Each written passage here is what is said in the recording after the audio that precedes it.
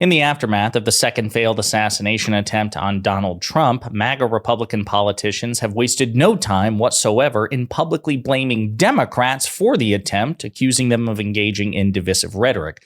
But one guy who really wasn't having any of that is Fox News host Neil Cavuto, who confronted and exposed the hypocrisy of Donald Trump and MAGA Republicans to the face of a MAGA Republican congressman, and we have to talk about it.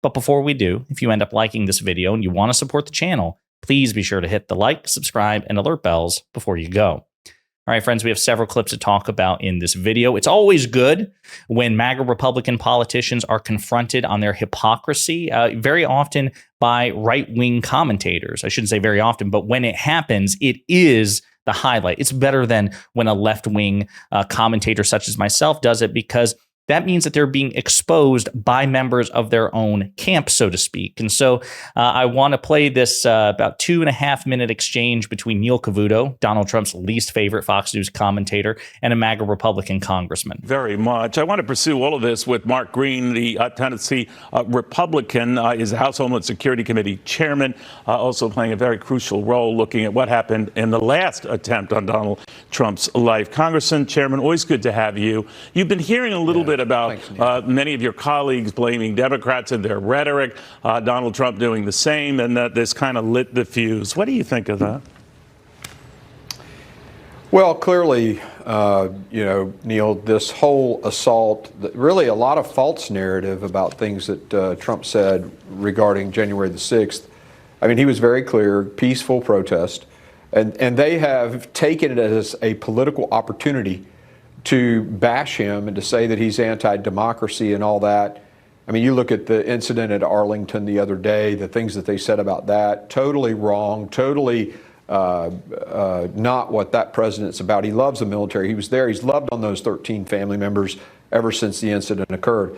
They just say all these hateful things about the man, and you can't be surprised when stuff like this happens. So I'm very frustrated with that. Before Neil responds, I just want to say that the Arlington cemetery situation, it was a legitimate scandal. Donald Trump's campaign did violate federal law, DOD policies, and the policies of Arlington National Cemetery. And when they were confronted about that fact by an employee of Arlington National Cemetery, the Trump campaign actually physically assaulted that person. They declined to press charges because they actually are afraid, physically afraid of the consequences from Trump's supporters. So they didn't press charges against the Trump campaign. And it was so bad that the United States military that Donald Trump used to directly command when he was president of the United States actually issued a statement effectively condemning what happened there from the Trump campaign. So again, this MAGA Republican congressman is kind of full of crap. But with that in mind, let's get back to Neil Cavuto's pretty brutal response to Representative Mark Green. So I'm very frustrated with that. I understand where you're coming from, Chairman, and I'm glad Donald Trump survived yet another attempt on his life, but it's not absolutely. It's not the first time, of course. He has also given incendiary comments blaming Haitian immigrants for eating cats and dogs. I could go on about talking about babies getting killed after their delivery, and saying that his opponents were all for that procedure. Racist comments that some said maybe weren't intended but came across as that, calling. The only reason I'm mentioning any of this is, doesn't extreme rhetoric work both ways, and that Donald Trump himself should be careful with this? Well, look, to fact check just one of the items you mentioned, the Virginia governor, who was a former physician, did say, I mean, the bill was to allow abortion up to the point of labor, right, and delivery. And interestingly enough, the Democrats, I wish the president had mentioned this, every single one of them but one voted to allow abortion all the way up to labor. I mean, that is a horrible thing, and 80-something percent of Americans, I forget the exact number, are against that. But they say that was not the case. I do want to expand on this a little bit with you, but this press conference is just starting right now, featuring again.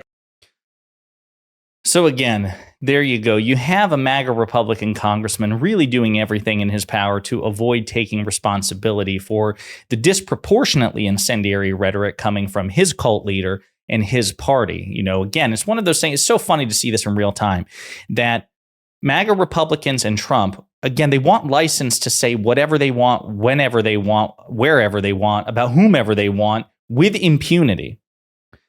But then they demand that the public and Democrats hold themselves to a rigorously higher standard in which they can't criticize Donald Trump at all. Again, what it goes to show is that the Republican Party really are snowflakes. They are hypocritical, unprincipled snowflakes, and they should be repeatedly, routinely, and publicly mocked for it.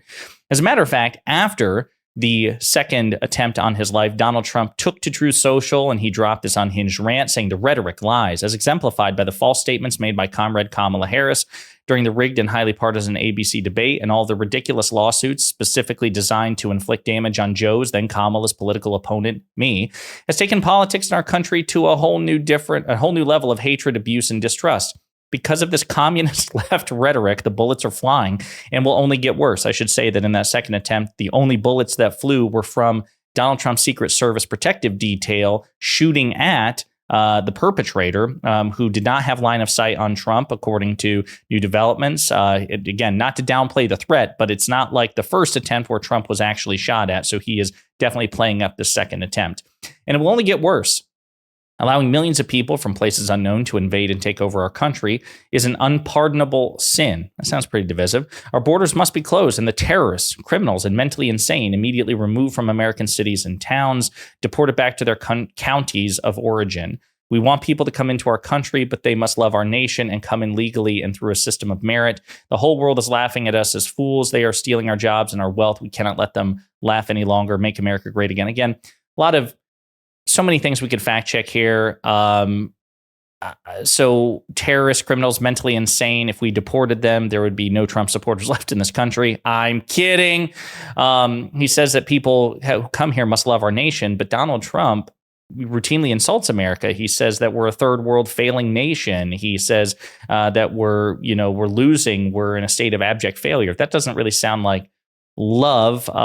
Again, Donald Trump was the one who is effectively tried to keep the border open to use it as a cynical wedge issue in a political campaign. And as a matter of fact, probably do a video about this, but there's been a subsequent report about an increasing reduction in border crossings at the southern border because President Biden issued executive orders after Donald Trump killed a bipartisan conservative border bill, again, to use it as a wedge issue. So there's so many fact checks here. But the point is, he's engaging in divisive rhetoric, pretty divisive rhetoric himself, as he has done from the beginning.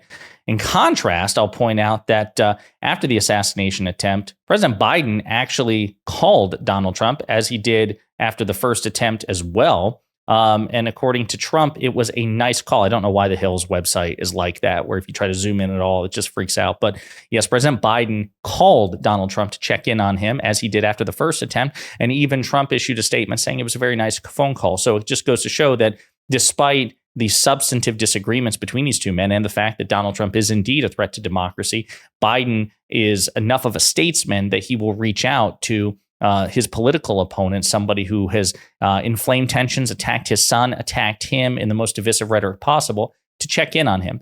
And Don Lemon, friend of the show, former CNN anchor, went back to CNN. Actually, I think this is his first interview since he was fired from the network. And during a really good interview, he made this case, too, that Donald Trump really isn't in a position, nor are MAGA Republicans, to lecture anybody about divisive rhetoric. I actually agree. It's going to, I'm sure some people will be surprised by this, by at least the effort, I think it's right to sort of lower the temperature. But for Donald Trump and his folks to say, and J.D. Vance, to say that it's Democrats who are causing this. Right, you just heard J.D. Vance say that. That's an issue. I wrote down some notes when I saw it. Do you mind if I read this? Yeah, no, because you know what? Actually, I want you to know you were sitting just off, I was just sitting set when we played the J.D. Vance. And I'll just get through some of it. So he's called everyone who works in this building the enemy of the people. Yep. Right? We had pipe bombs sent because he kept calling us the enemy of the people, and that CNN was fake news. Crooked Joe, Crooked Hillary, Crooked Kamala, Comrade Kamala, Deranged Jack Smith, Bird Brain Nikki Haley, Bloodbath if he's not elected. There won't be another election if he's not elected. Bringing drugs, they're bringing crime, they're rapists. Poisoning the blood of our country, destroying the blood of our country, which was something that was Hitler-esque. Communist, Marxist, fascist, left-leaning that live like vermin. Sons of bitches to NBA players. Shithole countries. Haiti was one, and now he's blaming Haitian immigrants for things. Blood coming out of her wherever, as he talked about Megyn Kelly, and So if Donald Trump wants Kamala Harris and others to stop saying that he is a threat to democracy, then he should stop threatening democracy. Perhaps he shouldn't be trying to overturn elections, overthrow the government, and inciting insurrection. 100%. Great point by Don Lemon, which is why I encourage people to not be intimidated by the bad faith, cry bullying, and concern trolling coming from MAGA Republicans here. I'll also point out, and I'll probably be referencing this multiple times, as a matter of fact, I'm in the process of hiring somebody to put together a long list of examples to keep for those of us in our back pocket when MAGA Republicans publicly suggest that it's the left or it's the Democratic Party that has a disproportionate issue with incendiary rhetoric. We know that for every example they can cite against us, we can cite 5 to 10 to 20 examples against them. So I'm in the process of working together a list, and I'll make it public for all of us. But just as a reminder, there have been multiple threats against Vice President Harris and President Biden. We just don't hear about it because there wasn't video footage. It was handled by law enforcement relatively discreetly. But yeah, the problem is with the derangement coming from MAGA Republicans, it's just so much that we tend to forget about it. A Virginia man has been arrested for allegedly threatening to kill Kamala Harris. That was in 2024, back in August. So just a month ago. Back in, oh my gosh, I can't even see a thing. It's 2021. Man wanted by police arrested near residence of Vice President Kamala Harris. Gun and ammo found in car.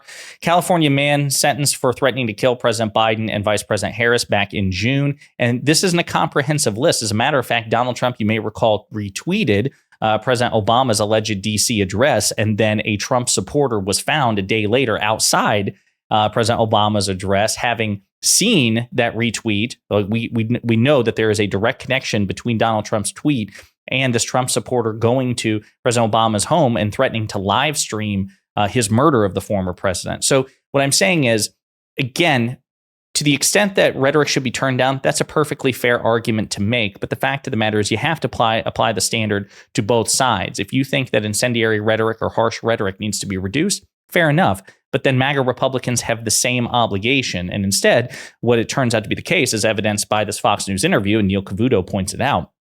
Trump supporters want to be able to say whatever they want, whenever they want, about whomever they want, no matter how harsh or incendiary. They just don't want Democrats to be able to do even a fraction of the same. And that doesn't work for anybody, and it should be called out. And in the meantime, you let me know what you think in the comments.